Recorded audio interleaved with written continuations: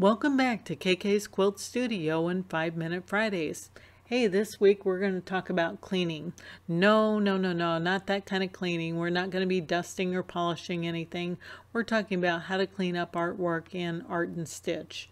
So let's go ahead and get started, jump right in.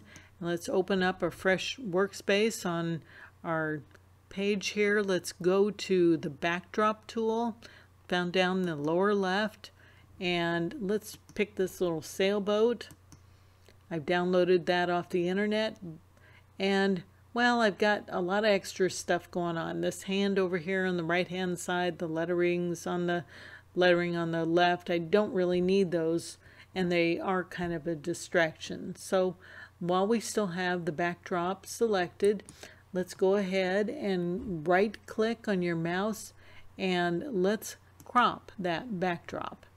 So all I have to do is left click and drag on that little arrow and drag on this one to the right, and there, I've cropped my image down quite a bit. I can even drag that over further.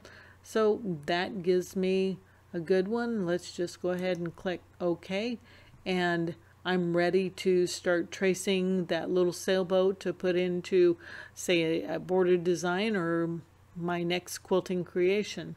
But say I have an image that I still have some blobs out here, more than just this lettering, or more than what I can crop out. Say I want to get rid of that pencil point.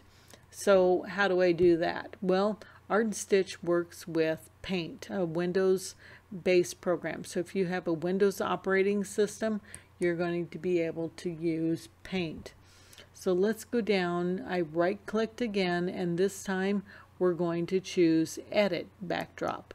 Left click on that, and that opens up our Paint program automatically, so there's nothing to do. Now you see this is quite a large image and it zoomed in on us. I've reduced the screen down for recording, so let's use our zoom out tool here in the lower right hand corner and still have all this nonsense going on. So Paint has a cropping tool also. We're going to start by clicking on the select box, and then we're going to drag a marquee shape around that image that we want to retain. That looks pretty good.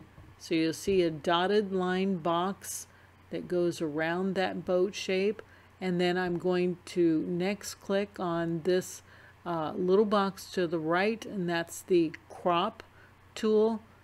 So go ahead and click on that, and all that extra stuff goes away. Okay, now if we were talking about scanned images a few weeks back on 5-Minute Fridays, and we talked about how there can be smudges on your glass, or if you're importing something, scanning something from a coloring book, sometimes you get show through from the page on the back side. Either way, there's more stuff that you want to get rid of. Well, there's this little eraser tool in Paint, and we can change the size of the eraser tool to the largest we can get, and then simply by going to the area, now left click on your mouse and hold down, and you can erase the coloring, the image or smudge or whatever you need to get rid of. Be sure to remove all of the color, erase it completely. Okay, that looks good. When you're done, release your mouse. Now we're going to go to the paint bucket, and I want to color that blank spot in my picture with the same color as the background. So how do we get the same color as the background? Use your eyedropper or color picker tool and just click anywhere on the background. Now you see that when I left click and released, my eyedropper changes to a paint bucket.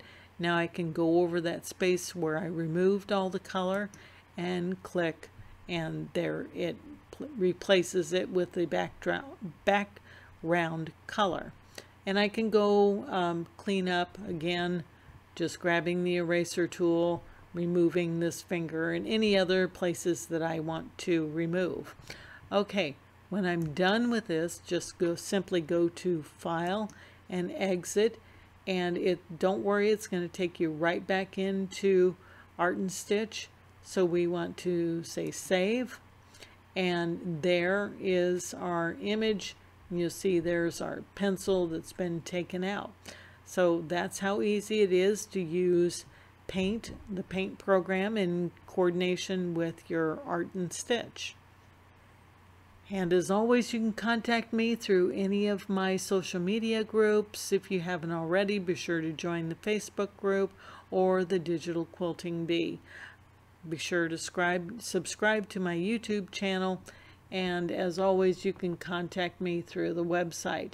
So I hope you've enjoyed today's 5-Minute Friday. And until we meet next time, I wish you happy quilting.